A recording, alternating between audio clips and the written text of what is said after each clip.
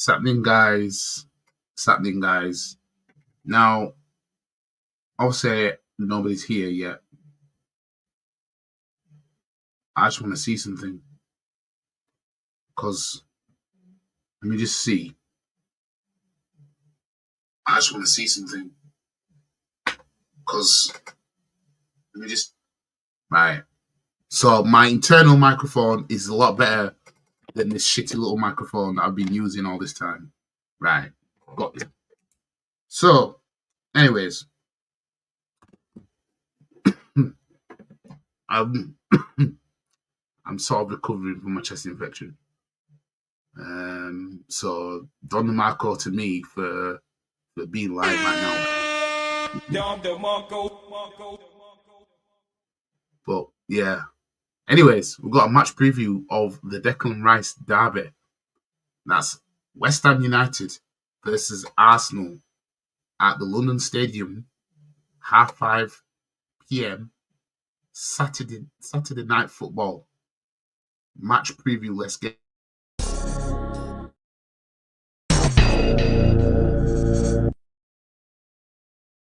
So, round one of the Declan Rice derby. Now, why do I call it the Declan Rice derby? Because West Ham is who we signed Declan Rice from. And West Ham fans just basically took their game versus Arsenal extremely seriously. Maybe they should have done that the whole time. Moyes would still be their manager and they'd actually be going somewhere. But small clubs can't choose everything, can they? But we've got a match preview anyway, so I'm not here to cook West Ham, even though I could do. But yeah, anyways, let's get into it. Reports last week suggested that Julian Lopetegui, however you pronounce it, had just 2 games to save his job as a West Ham United boss. A period which began with a 2-0 away win against all odds at Newcastle. And that's what West Ham will do. They'll do what United were doing. United are going to bring a second manager and then they win a game and the fans are like, for sake, But yeah, I'll never forget. Big up to Kurt in the building. But I'll never forget West Ham fans last season. Obviously, not all of them. But there's an account called West Ham Central on Twitter. And they were enjoying Man City beating them on the last day. Just to make sure Arsenal don't win the league. I've seen him do it! Yeah. As I said, how I feel about these small clubs still maintains. Don't like anybody else. Because what I saw was, especially like West Ham's and them, what I saw was, as long as Arsenal don't win the league. You know what I mean? That's what I saw. That's why I made that video at the end of the season. Where I said, fuck everybody else. You know what I mean? Because that's all. I've seen him do it! You know what I mean? So now, I'm looking at these man. Differently. West Ham 0, Arsenal 4, Liverpool 5. I'm going to get onto you a lot in a bit, actually. Since you're in here, I'm going to talk about it a little bit, but big up to you. I'm going to get through this match preview, and then I'm going to talk a little bit more about everybody else as well. A period which began into against our odds at New. Oh yeah, West Ham beat Newcastle. What happened to Newcastle? The side that beat Arsenal and everything like that. See what did I tell you about small clubs? It's what small clubs do. You know what I mean? Couldn't even beat West Ham at home. You know what I mean? Them fans couldn't catch a train back till the morning, and anyways, with half of the job done, Lopetegui will hope for another strong showing from his Hammers as they welcome Old Foes Arsenal for what will be the 57th London derby in the Premier League era between the pair. Won 9, drawn 11, lost 36. That's West Ham's record. And it'll be also the 4th Declan Rice derby since Rice signed for Arsenal. Because we have to bear in mind is we've lost 2 and won 1 of the Declan Rice derby. One of them being that 6-0 win, which trumps those 2 wins that West Ham got on altogether. You know what I mean? Those 36 head-to-head defeats are the most that West Ham has suffered against any opponent in the Premier League, which may intensify any sense of trepidation heading into this. Home comforts could quell any West Ham nerves, as 7 across their last 3 home league games, 1-2 draw 1, represents a notable uptick in form for the Irons, who managed as many from their 9 home outings prior, 1-1 drawn 4, lost 4. Making a short trip across London, Arsenal arrived here on the back of a mid-meet jaunt to Lisbon, where they thrashed Sporting 5-1. Mikel praised his side's efficiency and intelligence after that win, with players like Martin Odegaard now back fully fit. The Spaniard should feel happier with life, especially after they ended the run of 3 games without victory last weekend when beating Nottingham Forest 3-0. The Gunners need to continue in that recent vein as they look to close the yawning 8-point gap at the top of the table. Although their imperious record across their last 26 Premier League London derbies should raise hopes for the 3rd straight win, 1-18, drawn 6, lost 2. One of those 2 defeats in that sequence did come against West Ham, and given that Arsenal have dropped points in 4 away league games this season, 1-2, drawn 2, lost 2, victory by no means guaranteed.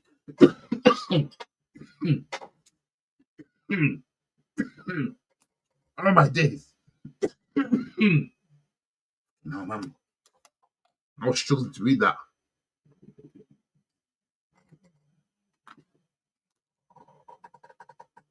Christ.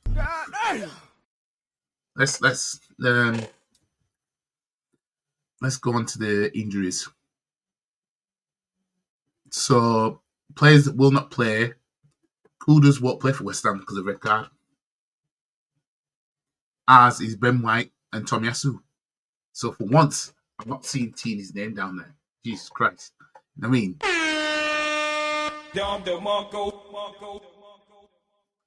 So, head-to-heads. In fact, I'll get to the comment before I get to head-to-head. Arsenal will win their next 2 games against West Ham and Man United. That 5-1 against Sporting is Arsenal's best performance this season. It is. And I'm not too convinced about Man United in terms of beating them, because I'm just thinking of new manager bounce. Like, Man United always turn up against us. And we're due a loss at the Emirates. But I hope you're right that we'll win our next 2. My days. I don't know what's happened to me. So I've just made a reaction video on my other channel. Did one earlier today that I've uploaded already. One that I need to edit now that I've already made before coming live. And now I'm struggling. What the hell? Maybe someone don't want me to do the video. Ras. Got a tickly throat now. So West Ham's last 5 games sees them win 2 and lose 2 of the last 5, drawing 1. With the latest being a 2-0 win against Newcastle at Newcastle. Before that, a 0-0 draw against Everton at home. Before that, a 3-0 loss at West Ham. 3-0 loss against Forest. Before that, West Ham beating Man United 2-1. And before that, Tottenham slapping West Ham 4-1. Now, Arsenal, equal record, really. Drawn 1 of the last 5, losing 2, winning 2. Latest one being 5-1 win against Sporting Lisbon in the Champions League. A 3-0 win against Forest. A 1-1 draw against Chelsea. A 1-0 loss against Inter Milan in the Champions League. And a 1-0 loss against Newcastle. Now, the last 5 against West Ham is interesting because Arsenal and West Ham have won 2 of the last 5, drawing 1. Starting off with the latest one being the last time Arsenal were visitors at this ground, we won 6-0. Before that, and with Declan Rice scoring a screen as well, which I predicted. But before that, a 2-0 2-0 loss at the Emirates last time, right? Which was ridiculous. Before that, in the EFL Cup at this ground, we lost 3-1. And before that, in the Premier League, in our top of the league for 93% of the season, we drew 2-2 after being 2-0 up against West Ham. And before that, we beat West Ham 3-1 at the Emirates. So, as the table stands, we are fourth. Obviously, we play on a Saturday night, so Man City and Liverpool play each other on Sunday. I can't remember if Chelsea plays tomorrow or Sunday. I don't know about Brighton. So we could be, probably around about 6th, 7th by the time Saturday night arrives. West Ham are in 14th in the table. Now, my score prediction for this game, I'm saying West Ham United 1, Arsenal 4. And I'm saying that because we do have a tendency to beat West Ham by a scoreline like that. And going on our current form right now, I think we have enough to do it. And West Ham are up and down. And obviously they beat Newcastle, so that was good for them. But I'm expecting us to see it out against West Ham. So I'm going for the 4-1 win.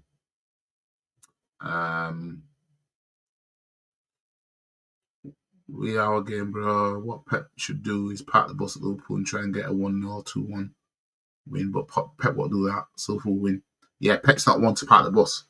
And let me talk about you lot for a bit, right? Obviously, you lot play Liverpool on Sunday at Anfield.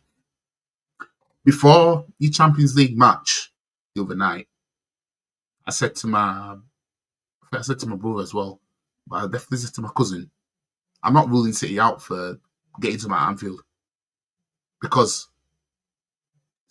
going by on paper, City have a poor record at Anfield, blah, blah, blah. On paper, City should not win on Sunday. And everybody expects Liverpool to slap you. Right? With how things go, I won't put it past Man City going there and getting a shocking win. But because you drew 3-3 the other night, I can't back that anymore. But then again, I remember last season when everybody expected Liverpool to beat United 7-0 again. Was it last season? Last season, wasn't it? Yeah. Everybody expected Liverpool to beat United 7-0 again.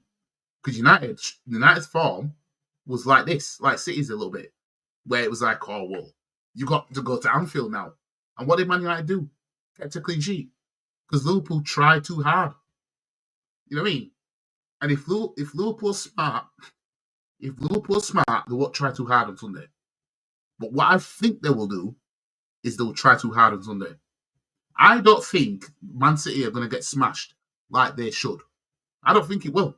It's too good to be true that off the back of no wins in 6 or 7 games and 4 losses in a row, it's too good to be true that you'll go Anfield and you'll get smashed 4 or 5-0.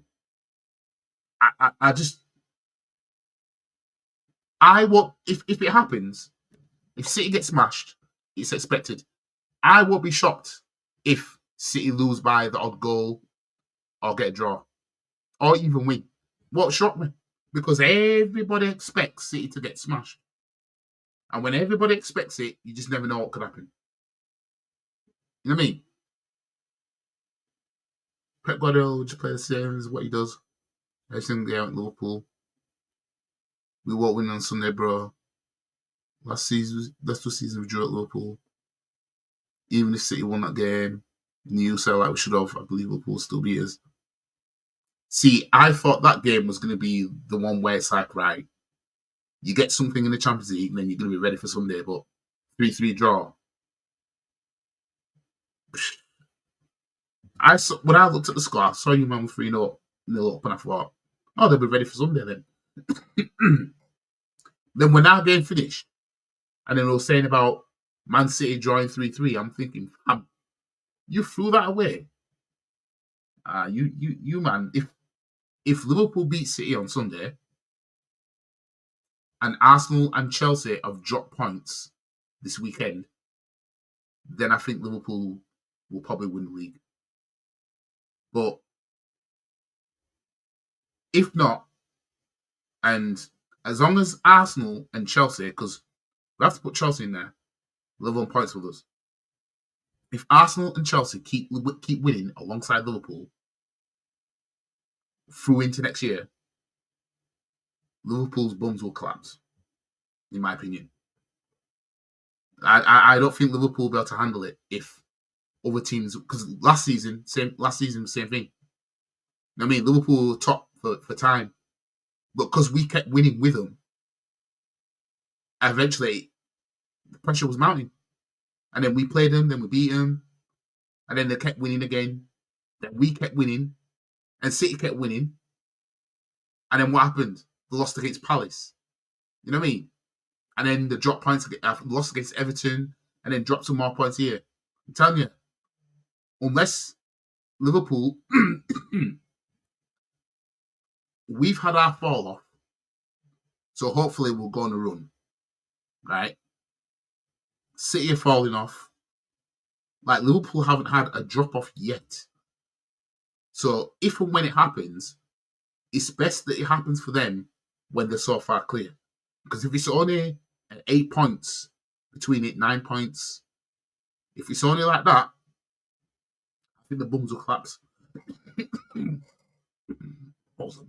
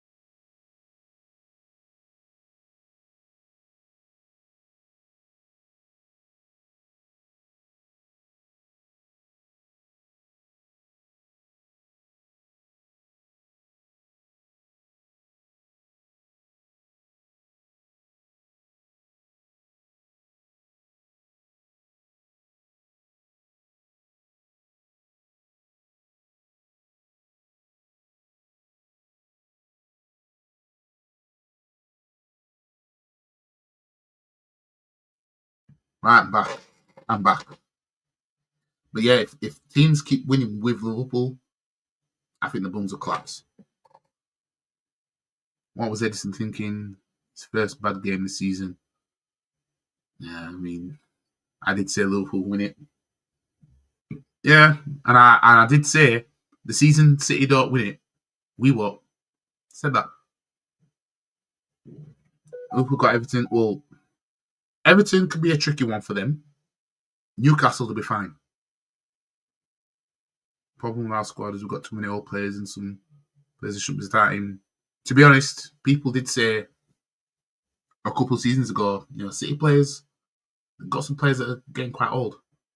You know what I mean? So, I mean, I'm loving the City downfall, but at the same time, I'm looking at us and it's like we're not capitalising on it because we're still behind you. You know what I mean? We're still behind you. Just help me to understand. Again! You know what I mean? So, I can't be out here just getting bare excited that City are crumbling. I mean, I want to get excited, but I just can't. We badly need a CDM and 8, and also right back in January. Do you think you lot will spend in January? Because I'm saying with us, with Arsenal, I said in my last video, if we were to sign Isak or Gyökeres in January, I will genuinely believe this club wants to try and win the league this season. I will genuinely believe this club is doing everything they can. I will genuinely believe that. If we don't, I'm going to stay as I am. Not believing that the club is really about that life. Because for me, it's been clear as day that we need a number 9, right? And as I said in my last video, and I'll say it again, this is what's going to happen. This is what's going to happen with Arsenal, right? We're going to go on a run, right? Our forwards are going to be scoring, right? Havertz, Sterling will get in on the act. Saka does what he does. Trossard, Martinelli, these men will start scoring goals. And then watch. In January, we don't need a striker. We don't need a striker. That's all we will hear, right? Then Havertz will get compared to the best strikers in Europe. And then once the transfer window closes, once we get to the back end of the season, when Arteta makes poor choices again, the goals will start drying up from the forwards, and then we'll be all screaming we need a striker again. Rinse and repeat. That's what will happen. That's what's stopping us from buying forwards. The R's will start scoring when they want to. I'm one of the few that can see that. We need to, bro. This can't continue happening playing shit. Last game, C1 with Southampton at home. That game wasn't great. Yeah, that was weird, that one. That was a red flag, that one. That was a red flag. Can't be just beating them just 1-0 like that. You know what I mean? Just scraping wins against Southampton or whatever it was, you know what I mean? But yeah. Anyways, I mean, it'd be very nice for us to catch up to Liverpool, right? Make it close, and then just keep winning alongside them through March, April. Because I would trust Liverpool's bums will collapse. I would trust that more than if it was City that were top. And that's where times would actually get more exciting for Arsenal.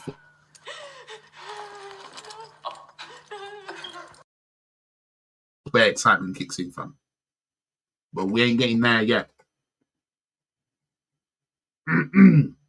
Yeah, big up to you. Just it's not been as exciting recently because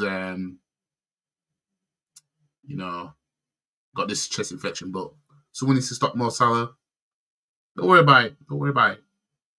Unless teams below Liverpool keep falling away, if that happens, Liverpool will win the league like they did in 2020. But if us, Chelsea, or you guys, if you just keep winning with Liverpool, the bones will collapse. They've shown it every single time. Just win with Liverpool. Just win alongside them. If the 8 points clear, keep it there. Because are Liverpool going to win every single game going forward for the rest of the season? Because I'll say we all looked at the November fixtures for Liverpool, and it was always it was a tricky one for the teams that they had.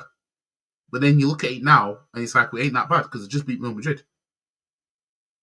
So with that now, you think to yourself, well, what excuse would you have if you didn't win the league from this then? Because let me, in fact, I need to use my phone. I'll just quickly do it. You know, it wouldn't be the most shocking thing in the world because it's not like, you know what I mean? It's not like Chelsea haven't won leagues before, you know what I mean?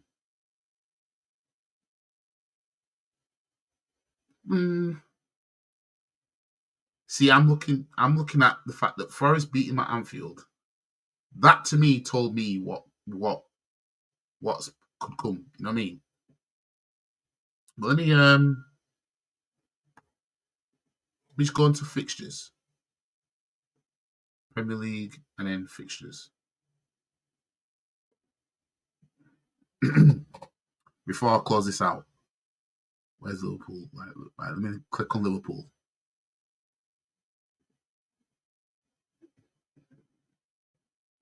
Why does it create new windows? The hell, man. Right, let's have a look at their fixtures. Right, so they've got City at home, then Newcastle away, then Everton away,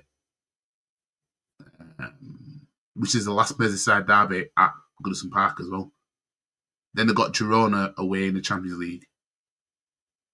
And then they've got Fulham at home in the Premier League.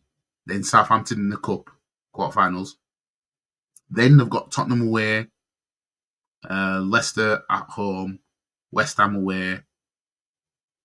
And then they start New Year, home to Man United. Forest away, Brentford at home. Like, trust me, like, you just never know. If the points are still close, you just never know. The thing is, we've got them in May. That's the killer.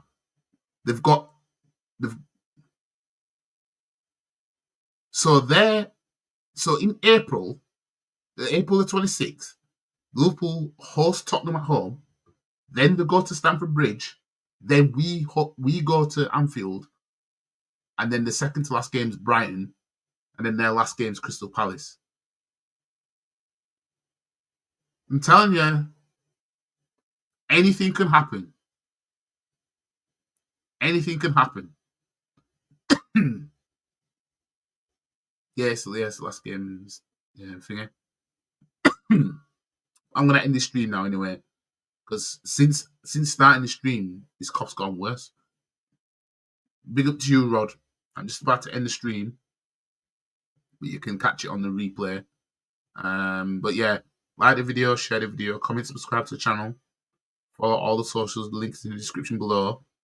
On my community tab, I posted the link to a video I did on my reaction channel, so go check that out. Subscribe there and everything like that as well. And I'll see you guys in the next one.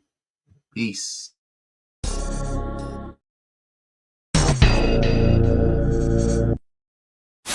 And if anyone wants to have a come at me, come and find me. I'm in the car park now. Because I'm a black belt in karate. Stop the cap. Come and have a pop. I don't think you have the facilities for that, big man.